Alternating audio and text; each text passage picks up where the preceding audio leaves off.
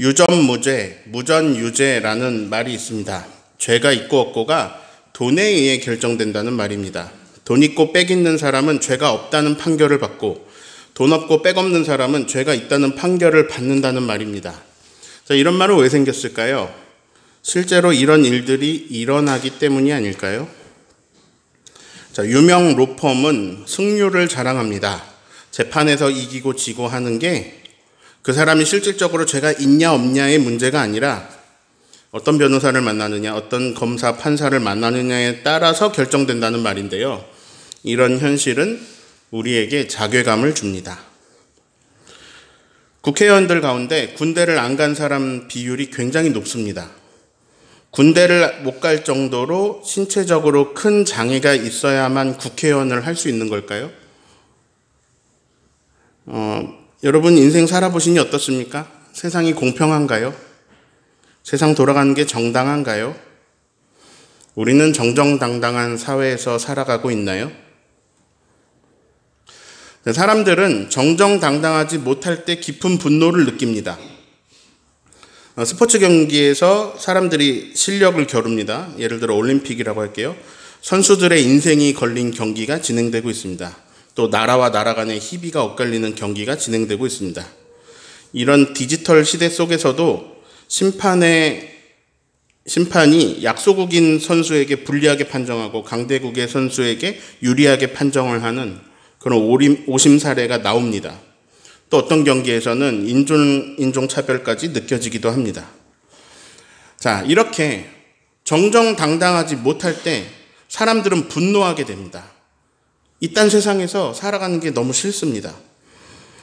그런데 재밌는 것은요, 사람들은 그런 정정당당한 사회를 원하면서 끝없이 정당하지 않은 세상을 만들어 간다는 겁니다. 자기에게 조금만 힘이 생기면 정정당당하지 못한 세상을 만드는데 크고 작은 공헌을 합니다. 그래서 세상은 계속 불공정합니다. 자, 이런 불공정한 세상, 이런 불의한 세상을 살아가면서 사람들은요, 계속 의문심을 품어왔습니다. 이거는요, 인류 역사 대대로 이 질문이 계속 되어 왔습니다. 하나님이 계시다면 어떻게 세상이 이럴 수 있지? 이따위일 수 있지? 자, 이런 논의를 신정론이라고 불러요.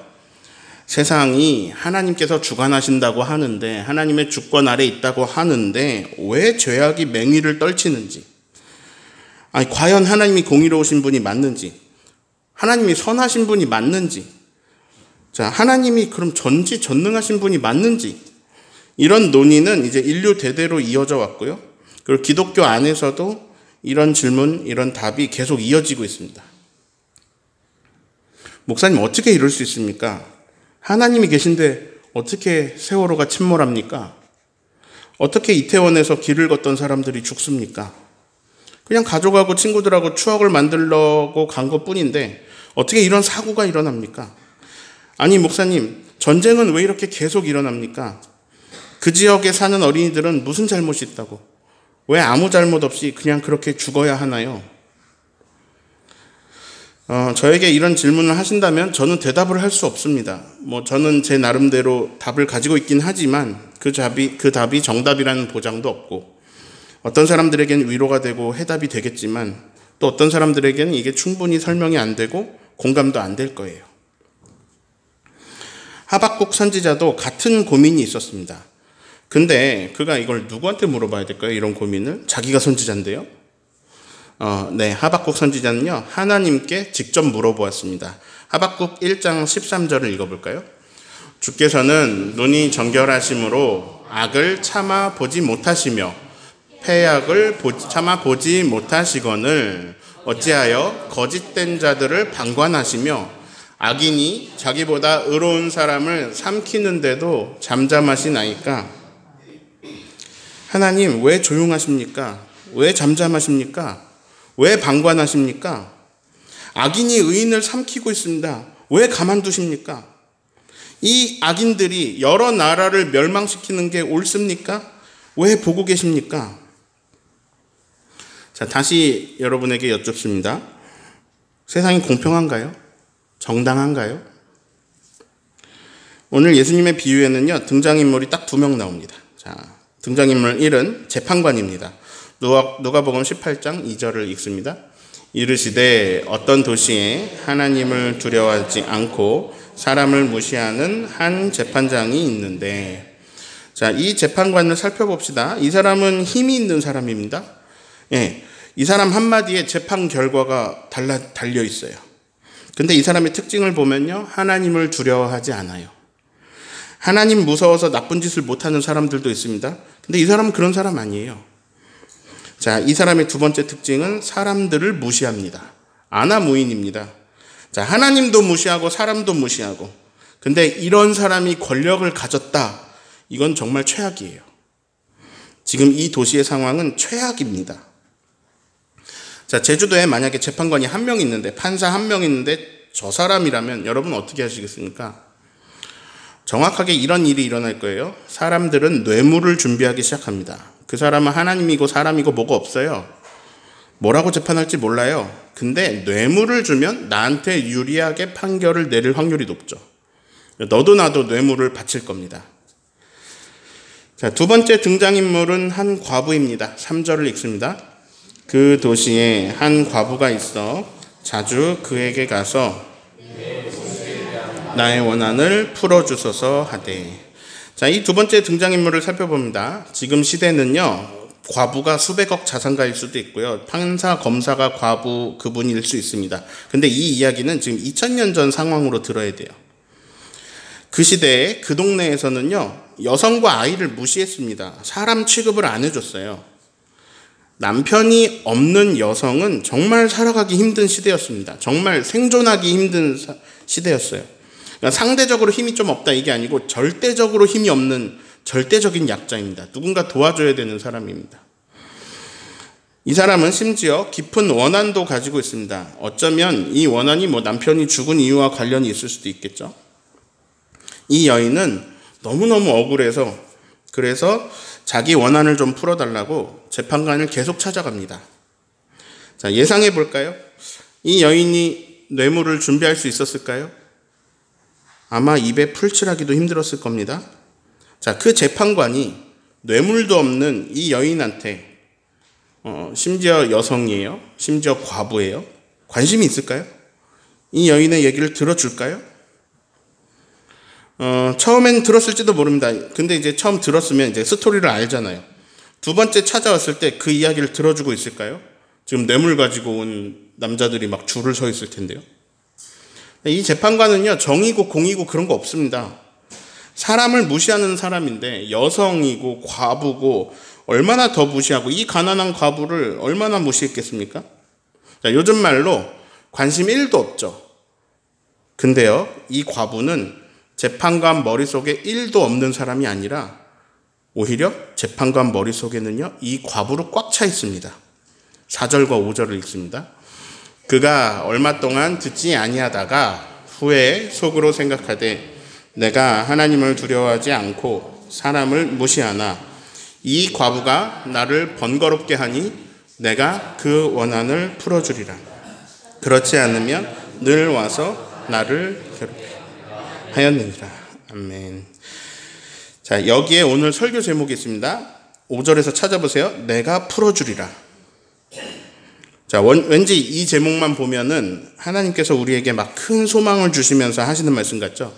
상황이 꼬여있니? 내가 풀어주리라. 문제가 생겼니? 큰 문제가 발생했니? 내가 풀어주리라.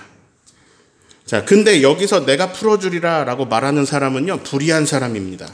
하나님도 두려워하지 않고 사람을 무시하는 아주 고약한 사람입니다. 정의롭지 못하게 자기 마음대로 막 판결하는 쓰레기 같은 사람일지도 모릅니다. 뇌물에 따라 움직이는 나쁜 사람일지도 몰라요. 근데 그 고약한 사람이 힘도 없고 별로 관심도 없고 돈도 안 가져오고 나에게 이득을 줄 게 아무것도 없는 한 과부의 원한을 자기가 나서서 풀어주겠다고 합니다. 자, 왜 그래요?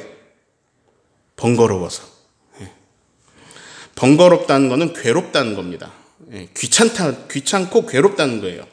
아, 이 과부 말 안 들어줬다가는 앞으로 너무너무 계속 괴롭겠구나. 또 오고 또 오고 또 나를 괴롭히고 또 나를 흔들어 놓겠구나. 자, 이 비유는요, 기도에 관한 가르침입니다. 1절을 읽습니다. 예수께서 그들에게 항상 기도하고 낙심하지 말아야 할 것을 비유로 말씀하여. 자, 기도를 가르치시는데 이런 비유를 들었다는 것은 하나님 앞에 앞으로 이렇게 계속 찾아가라는 말이잖아요. 하나님을 번거롭게 해라. 하나님을 귀찮게 해라. 하나님을 괴롭혀라. 하나님을 괴롭히되 끝없이 괴롭혀라. 응답 받을 때까지 괴롭혀라. 이런 말이잖아요. 근데 예수님이 기도에 관해 가르치실 때 이방인같이 중언부언하지 말라고 하셨어요. 마태복음 6장 7절 읽어볼까요? 또 기도할 때에 이방인과 같이 중언부언하지 말라. 그들은 말을 많이 하여야 들으실 줄 생각하느니라. 예수님이요, 말 많이 할 필요 없다고 하셨어요. 왜냐하면 하나님께서는 우리가 구하기도 전에 우리에게 있어야 할 것을 다 알고 계신다라고 말씀하십니다. 자, 말 많이 하실 필요 없다고 하신 분이, 중언부언하지 말라고 하신 분이 괴로우실 정도로, 하나님이 괴로우실 정도로 하나님을 찾아가서 끝없이 말을 하라고 알려주고 계신 걸까요? 헷갈립니다. 어떻게 하라는 건지 잘 모르겠네요. 자, 기도를 중언부언 많이 해서, 그래서 하나님을 귀찮고 막 괴롭게 만들어서 응답을 얻어내라고 하는 건지, 아니면 말을 많이 해야 들으시는 거니까 아니니까 중언부언 하지 말라고 하시는 건지, 예수님의 가르침이 헷갈립니다. 자, 앞으로도 계속 헷갈리시겠지만 그래도 조금 선명해지는 포인트가 있어요. 오늘 말씀 속에 있는 5개의 단어로 이 문제를 같이 풀어보려고 합니다. 첫 번째 단어는 3글자입니다. 하물며. 자, 7절을 읽습니다. 하물며 하나님께서 그 밤낮 부르짖는 택하신 자들의 원한을 풀어주지 아니하시겠느냐? 그들에게 오래 참으시겠느냐? 자, 하물며는 언제 쓰는 단어일까요? 어떤 사람이 질문을 합니다. 임종철 목사님은 돈가스를 좋아할까요? 그러면 이렇게 대답할 수 있습니다. 목사님은 음식을 웬만하면 다 좋아합니다. 그 중에서도 목사님은 고기를 좋아합니다. 목사님은 튀김을 좋아합니다. 목사님은 각종 양념장과 소스를 좋아합니다. 돈가스는요, 고기를 튀기고 소스까지 발랐습니다. 자, 거의 모든 음식을 좋아하는 목사님이 하물며 돈가스를 싫어하겠습니까? 예, 하물며는 이럴 때 쓰는 말이죠. 예. 불의한 재판관도 과부의 원한을 풀어줬습니다. 그 고약한 인간도 과부의 원한을 풀어줬다고요. 하물며 우리 하나님께서 그 원한을 풀어주지 않으시겠습니까? 이런 말입니다. 자, 여기에 두 번째 힌트가 되는 단어가 있습니다. 이게 거의 제일 중요한 단어가 아닐까 싶네요. 바로 원한입니다. 예. 자, 원한이라는 단어가 쓰였다는 것은 과부의 상황이 억울하다는 말일까요? 안 억울하다는 말일까요? 억울하다는 말이죠. 자, 억울하다는 것은 과부가 잘못을 했다는 걸까요? 아니면 다른 어떤 누군가가 잘못을 해서 과부는 피해를 봤다는 걸까요? 과부가 피해자인가요? 과부가 잘못을 했나요? 예, 피해자죠. 네, 중요한 포인트가 여기 있습니다. 과부는 잘못이 없습니다. 다른 말로 합니다. 과부는 정당합니다. 과부는 정당하기 때문에 억울합니다. 정당하기 때문에 원한이 있습니다. 정의가 세워진다는 건요, 정당한 사회가 된다는 것은 원통한 사람, 억울한 사람, 그 억울함이 풀어지는 거겠죠. 그런 억울함이 없는 사회겠죠. 제가 처음에 이런 질문을 했어요. 이 세상이 정당합니까? 이 세상이 공의롭고 정의로운 세상입니까? 자, 아까 저는 세상이 정당하냐고 질문을 했는데요. 이번에는 다른 질문을 합니다. 나 자신은 정당합니까? 자, 이 비유 속에서요, 너무 중요한 것이 있습니다. 과부가 정당하다는 겁니다. 여기서 중언부언과 차이가 나타납니다. 자, 중언부언은 말을 많이 하는 거예요. 근데 예수님이 너희에게 있어야 할 것을 이미 아신다고, 말을 많이 안 해도 된다고, 중언부언 안 해도 된다고 하십니다. 저 이거 필요해요, 이거 필요해요, 이거 주세요, 이거 주세요, 이거 주시옵소서, 주시옵소서. 이거 끝없이 하나님 번거로울 때까지 중언부언 말하라고 하는 게 아닙니다. 자, 애기들 중에요, 부모님에게 뭐 사달라고 하는데 부모님이 안 사주면요, 드러눕고 막 머리 뒤로 막 땅바닥에 박으면서 부딪히면서 막 소리 지르고 울고 불고 하는 애들이 있습니다. 떼쓰는 거죠. 자, 세상 사람들이 원하는 걸 모두 다 떼쓰면, 막 번거롭게 하면 다 들어주셔야 할까요? 그러면 원하는 것이 서로 상충될 때는 어떻게 하죠? 바알 선지자와 아세라 선지자들이 불을 내려달라고 막 기도를 시작하고 막 춤을 춥니다. 근데 몇 시간 돼도 안 되니까 난리 부르스를 추는데, 그러다가 안 되니까 칼로 자기 몸을 자해하고 서로의 몸을 해치면서 피를 내면서 하나님 앞에 막 기도합니다. 막 이렇게 떼쓰는 거죠. 자, 그렇게 떼쓰면 하나님이 들어줘야 되나요? 자, 여기서 중요한 포인트가 있습니다. 만약에 불의한 것을 들어달라고 하나님께 떼쓰면 어떻게 하죠? 번거롭게? 불의한 거 들어달라고. 떼쓰고 중언부언한 거 다 들어주셔야 한다면 하나님은 불의한 거마저 들어주셔야 됩니다. 아주 중요한 지점입니다. 과부는 잘못이 없습니다. 과부는 정당합니다. 과부가 구하는 것은요, 불의가 아닙니다. 과부가 구하는 건 정의가 세워지는 일입니다. 자, 세 번째 포인트는 그 단어는 1절에 있고요. 찾아보세요. 낙으로 시작하고 심으로 끝나요. 뭐죠? 낙심입니다. 자, 따라합니다. 낙심 금지. 자, 또 따라합니다. 어떤 경우에도 낙심 금지. 자, 1절이 중요한 이유는요, 예수님이 이 비유를 말씀하시는 의도가 나타나 있어요. 예수님의 욕구가 들어있어요. 그게 뭐냐? 낙심 금지입니다. 낙심하지 말아라. 왜? 기도할 수 있잖아. 항상 기도하고 낙심하지 말아야 하기 때문에 이 이야기를 시작하신 거예요. 자, 그러면서 과부 이야기를 하시는데요, 이 과부는 정말 낙심할 상황입니다. 남편은 죽었고 아주 억울한 상황에 놓였는데, 정말 최악은요, 재판관은 하나님도 사람도 무시하는 인간입니다. 자, 낙심밖에 할 게 없죠. 다른 말로 하면 영어 성경에도 그렇게 돼 있더라고요. 포기입니다. 포기밖에 할 게 없어요. 아기 코끼리 발에 사슬을 묶어가지고 말뚝에 박아두면 코끼리는 말뚝에서 벗어나려고 안간힘을 씁니다. 근데 아무리 힘을 써도 벗어날 수가 없어요. 그러면 이제 코끼리는 포기를 합니다.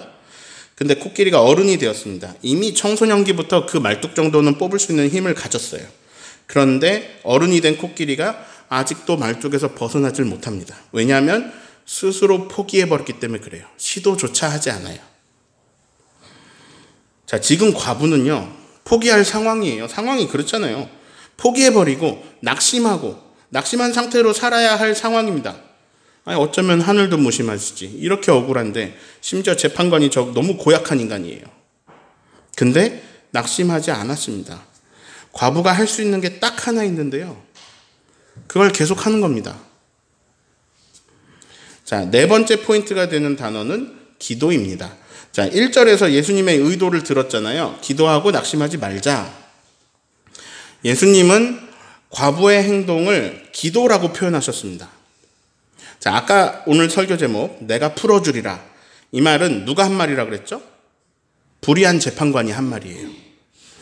자, 억울한 피해자의 원한을 풀어주는 거, 이거는요, 정의가 세워지는 일입니다. 그러면 이런 해석을 좀 해볼게요.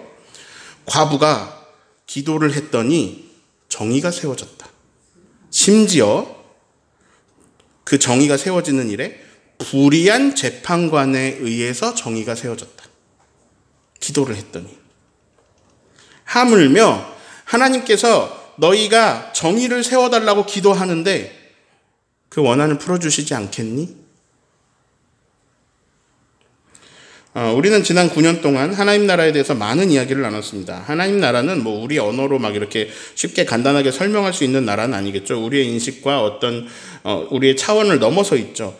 그래도 우리에게 주신 힌트, 성경 속의 힌트를 따라서 하나님 나라의 두 기둥, 두 축에 대해서 얘기를 나눴죠. 기억해 볼까요? 5글자였어요. 제가 일부러 맨날 보라색으로 썼어요. 어떤 5글자? 두 기둥, 사랑과 정의. 자, 하나님 나라는 정의가 세워지는 나라. 정의가 강물처럼 흐르는 하늘의 통치가 있는 나라예요. 자, 과부는 지금요, 정의를 구하고 있고, 그것은 하나님 나라의 방향이기도 합니다. 그래서 그것은 중언부언의 기도가 아니라 하나님 나라를 구하는 기도가 된 거예요. 과부의 기도가. 예수님의 욕구는 우리한테 뭔가를 지금 가르쳐 주고 계시는 거예요. 그게 뭐냐면 낙심 금지, 포기 금지. 불의한 상황에서도 포기하지 말자. 왜? 항상 기도할 수 있으니까. 항상 하나님 나라를 기도할 수 있으니까. 항상 하나님 나라가 임하기를 기도하고 정의가 세워지기를 기도할 수 있으니까. 자, 5번째 포인트가 되는 단어는요, 믿음입니다. 과부의 원한이 풀어졌다.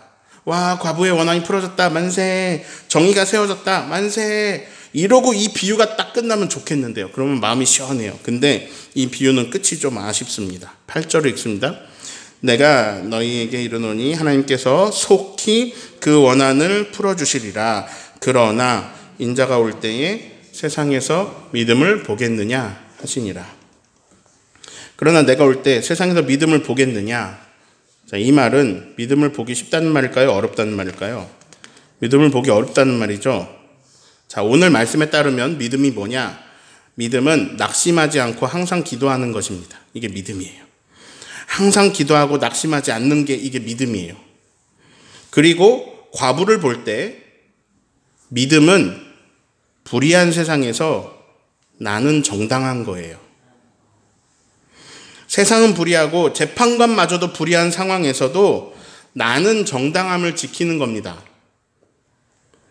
불의한 세상에서 나도 불의해지는 게 아니라 나는 정당함을 지키면서 하나님의 어떤 역사를 소망하면서 낙심하지 않고 정의와 공의가 세워지기를 항상 기도하는 것. 그것이 믿음입니다. 그런데 그렇게 믿음으로 사는 사람이 많지 않을 거라는 말씀입니다. 자, 불의한 세상에서 기도하는데 그래도 계속 세상이 불의하니까 기도를 멈추고 낙심하고 똑같이 불의해지면서 이제는 같이 힘을 모아서 불의한 세상을 만들어갈 사람들이 많다는 말씀이죠. 불의한 재판관은요, 어쩌면 똑똑한 양반입니다. 이미 알아요. 세상은 불의할 거구나. 불의한 걸 알거든요. 그 불의함을 잘 사용해서 그러면 나는 힘이 있으니까 힘 있는 나 자신은 부귀영화라도 누리겠다는 거거든요. 어쩌면 똑똑한 양반이에요. 근데 신기합니다. 과부의 기도 행위를 통해서 그 불의한 사람은 정의를 세우는 데 힘을 쓰게 됩니다. 그 동기는 번거롭고 귀찮아서지만 그 사람의 힘을 정의를 세우는 데 썼습니다. 자, 왜냐하면 과부가 정당하기 때문에 그 요구를 들어줄 수밖에 없었습니다. 자, 믿음을 지키는 사람, 기도하는 사람, 낙심하지 않고 오늘도 믿음을 지키는 사람에 의해서 불의했던 사람의 힘으로 정의가 세워지는 일이 일어나요. 내가 믿음을 지키고 낙심하지 않고 기도했는데 불의한 사람이 힘을 써서 정의가 세워지는 일이 일어날 때 우리가 그걸 보면서 하늘의 역사라고 말하지 않을까요? 기도의 응답이라고 말하지 않을까요? 우리가 낙심해 있어야 할까요? 자, 아까 하박국 선지자의 이야기로 다시 돌아갑니다. 하박국은 하나님께 따지면서 여쭤봅니다. 하나님 왜 조용하십니까? 악인들이 의인을 삼키고 있습니다. 왜 잠잠하십니까?